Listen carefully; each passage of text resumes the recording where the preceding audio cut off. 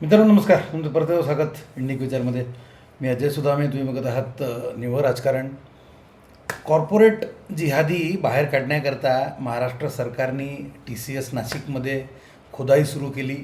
प्रकरण गंभीर आहे हे लक्षात येताच भक्तांनी पण घरून सब्बल फावडे कुदळी आणल्या आणि कामाला वेग आला. खोदता खोदता जमिनीच्या बाहेर आले तर काय, समोर मुंबईचा कॉर्पोरेट हब आणि कमाल म्हणजे तिथे हाती लागले अजून दोन छुपे हिंदू कॉर्पोरेट जिहादी, पियुष बन्सल आणि नमिता थापर. मला अगदी माहीत आहे एवढ्या मोठ्या कंपनीच्या मालकांचे कॉर्पोरेट जिहादी असे वर्णन खूप लोकांना आवडणार नाही, अगदी भाजपच्या काही समर्थकांना सुद्धा. कृपया लक्षात घ्या, ब्राह्मण बनिया असे नाव मिळालेला हा पक्ष आहे. आता तसा राहायला नसला तरी ओरिजिनल याचं वर्णन ब्राह्मण बनिया पक्ष असाच होता. आणि पियुष बन्सल आणि नमिता थापर तर आहेतच जातीवंत बनिया. त्यांच्या रंध्रात धंदा आहे आणि अर्थात ते अंबानी अडाणीप्रमाणेच हजारो लोकांना नोकऱ्या देतात, सरकारला कर देतात, ज्यातून लाडकी बहीण, शेतकरी सन्मान निधी, प्रधानमंत्री आवास योजना सारख्या कित्येक योजना चालतात. आणि अशा या अशा या उपयुक्त लोकांना भक्त टार्गेट का करत आहेत आणि त्यांच्याबरोबर भाजपचे कार्यकर्तेसुद्धा? डोकी फिरलीत की काय, देशाचा काही विचार आहे की नाही? तर मित्रांनो, बहुतेक हिंदू असाच विचार करतात आणि म्हणूनच हिंदू मान्यतांचा अपमान करून, हिंदूंना आतंकवादी म्हणून, अगदी नागडे मुस्लिम लांगुलचालन करून सुद्धा काँग्रेस जवळजवळ 65 वर्ष राज्य करत राहिली. कारण काय, तर सर्वधर्म वडापाव, माफ करा, सर्वधर्म समभाव किंवा सेक्युलरिझम नावाची खोटारडी कल्पना आमच्या कलेक्टिव्ह थिंकिंगमध्ये, समाज मनामध्ये अगदी आतपर्यंत रुजलेली आहे, किंवा खरं म्हणजे रुतलेली आहे असं म्हणा. कारण ती आतमध्ये जाताना खूप त्रास झाला आहे मित्रांनो. प्रचंड रक्त वाहिलेलं आहे आमचं. म्हणून रुजलीपेक्षा रुतली हाच शब्दप्रयोग मला जास्त बरोबर वाटतो. मी याविषयी मागच्या व्हिडिओतून बोललो आहे. त्यात शिवाजी महाराजांनी अफजल खानाची प्रतापगडावर न बांधलेली मजारीपासून अजमेरच्या दर्ग्यापर्यंतची उदाहरणं देऊन हिंदूंच्या मनात कसा गोंधळ निर्माण केला गेला आहे हे विस्तृतपणे मी सांगण्याचा प्रयत्न केला. त्यामुळे आज त्याविषयी बोलायला नको. ज्यांना रुची असेल त्यांनी तो व्हिडिओ बघावा. इथे मी त्याचा स्क्रीनशॉट देतो आहे आणि त्याची लिंक मी या व्हिडिओच्या डिस्क्रिप्शनमध्ये टाकीन. त्या व्हिडिओतून दर्गा मजार ही कशी फसवणूक, ट्रॅप्स आहेत हे मी इलस्ट्रेट केले होते मित्रांनो. तसेच अनेक ट्रॅप्स हिंदू समाजाला फसवायला काँग्रेस सरकारने मागच्या 70 वर्षात रचून ठेवलेले आहेत. त्यातला अजून एक कन्सेप्ट म्हणून समजावून सांगायला म्हणून अजून एक हलाल म्हणून खतरनाक पाककला विषयक सापळा काँग्रेसनी मुस्लिम नेत्यांच्या मदतीने रचून ठेवलेला आहे. लेन्सकार्ट आणि MQRकडे जाण्याआधी हलालविषयी जाणून घेणे मला अतिशय महत्त्वाचे वाटते.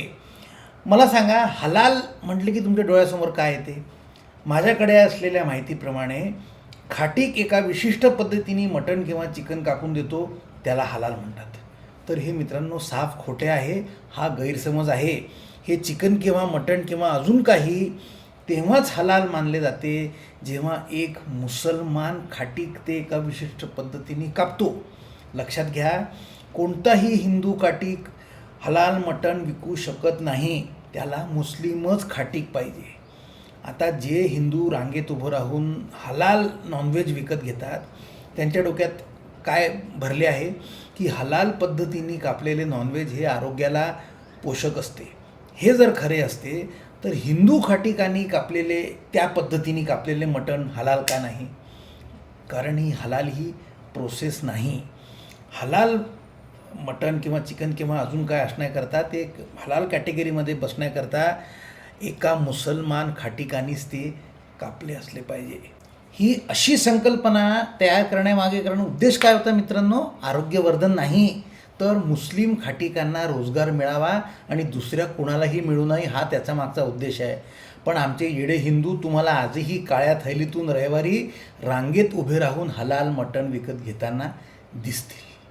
तर आपल्या भारतातील गंगा जमुनी तहजीब किंवा सेक्युलरिझम अशा या नकली संकल्पनांवर उभा आहे आणि मुख्यतः काँग्रेस आणि विरोधी पक्ष याला हिंदू मान्यतांचा परंपरांचा बळी देऊन जिवंत ठेवतात, कारण त्यांचा त्यात राजकीय फायदा आहे. लेन्सकार्ट आणि एमक्युअर सारख्या कंपन्यासुद्धा या अशाच बेगडी, खोटारडे आणि घातक संकल्पना समाजामध्ये अपप्रचाराद्वारे पसरवत असतात, कारण त्यांचा त्यात प्रचंड फायदा आहे. आता तुम्ही विचारू शकता कसा? तर ही अगदी प्रूव्हन फॅक्ट आहे की शांतीदूत हे हिंदूंपेक्षा कमी पैशात काम करतात, त्यामुळे त्यात फायदा होतोच. आणि त्या समाजातले ग्राहक आकृष्ट करायचे असतील तर त्या समाजातल्या लोकांना नोकरी दिल्या पाहिजे, हे सुद्धा अगदी कॉमन सेन्सला धरून झाले. पण मित्रांनो, हे फायदे फार छोटे छोटे आहेत, चिल्लर आहेत. खरा फायदा परदेशातून येतो. लक्षात घ्या, आमच्या देशातल्या बहुतेक मोठ्या मोठ्या कंपन्यांमध्ये फॉरेन इन्व्हेस्टरची प्रचंड इन्व्हेस्टमेंट आहे. अगदी घरगुती वाटणाऱ्या, याच्यात तुमचे अकाउंट्स असतील अशा HDFC, ICICI, ॲक्सिस बँकसारख्या कंपन्यांमध्ये सुद्धा प्रचंड फॉरेन इन्व्हेस्टमेंट आहे. म्हणजे या बँकांमध्ये आणि अशासारख्या हजारो कंपन्यांमध्ये फॉरेन इन्व्हेस्टरचे प्रचंड भांडवल गुंतलेले आहे. लेन्सकार्ट आणि एमक्युअरमध्ये सुद्धा या फॉरेन इन्व्हेस्टर्सचा मेजॉरिटी स्टेक आहे.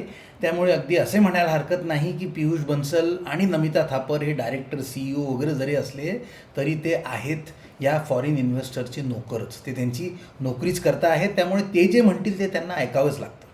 आणि या पाश्चात्य इन्व्हेस्टर्सच्या मानेवरती सेक्युलरिझमच्या बरोबरीने आता एक नवीन भूत बसलेले आहे, त्याला DEI म्हणतात, डायव्हर्सिटी, इन्क्ल्युजन अँड इक्विटी, किंवा डायव्हर्सिटी, इक्विटी अँड इन्क्ल्युजन. थोडक्यात याचा अर्थ अल्पसंख्याक, LGBTQ यांना सामान्य बहुसंख्याक जनतेपेक्षा जास्त अधिकार आहेत, हा आहे. काय? अल्पसंख्याक आणि LGBTQ या टाईपच्या लोकांना तुमच्या माझ्यापेक्षा जास्त अधिकार आहे, हा याचा सरळ अर्थ आहे. म्हणून काँग्रेस आणि काही पक्ष सतत राईट्सची गोष्ट करतात. अधिकार, राईट बेस्ड, अधिकार अधिकार अधिकार अधिकार. तर त्याचा अर्थ त्यांच्या या लोकांकरता, आणि त्यांना तो बरोबर समजतो. त्यामुळे या FIना, फॉरेन इन्व्हेस्टर्सना हिंदू भावनांचा फारसा विचार करायची गरज वाटत नाही. यावर तुम्हाला हिंदू समाज नाराज झाला तर चालेल का, असा प्रश्न पडू शकतो. तर मित्रांनो, तिथेच तर ग्यानबाची मेघ आहे. हिंदू नाराज झाले तरी काही फरक पडत नाही, हे या कंपन्यांना पक्के माहीत आहे. त्यांना माहीत आहे हिंदू स्वतःच मॉडर्न दिसण्याच्या फंदामध्ये आपली हिंदू आयडेंटिटी लपवत असतो. कपाळाला टिळा, कुंकू लावू नका सुद्धा सांगायची गरज नाही. आम्ही आधीच या प्रतीकांचा त्याग केलेला आहे. त्यामुळे या मोठ्या मोठ्या MNCंना बुरखा चालेल पण बिंदी नको, हे धोरण राबवून घ्यायला काहीच तोशिष पडत नाही, काहीच त्रास नाही. TCS नाशिक पाठोपाठ हे एमक्युअर आणि लेन्सकार्ट प्रकरण बाहेर आले आणि शेफाली वैद्यांसारख्या हिंदू ॲक्टिव्हिस्टनी ते प्रचंड प्रमाणात उचलून धरले, विरोध केला. त्याच्यामुळे हिंदू जरासे कुठे चुळबुळ करता आहेत. बाकी आमची निद्रा काही अजून मोडलेली नाही. सेक्युलरिझमचे पांघरून घेऊन हिंदू गाढ झोपलेला आहे. आज इथेच थांबतो. व्हिडिओ आवडला तर लाईक करा, शेअर करा, चॅनलला सबस्क्राईब करा. जय हिंद, जय श्रीराम.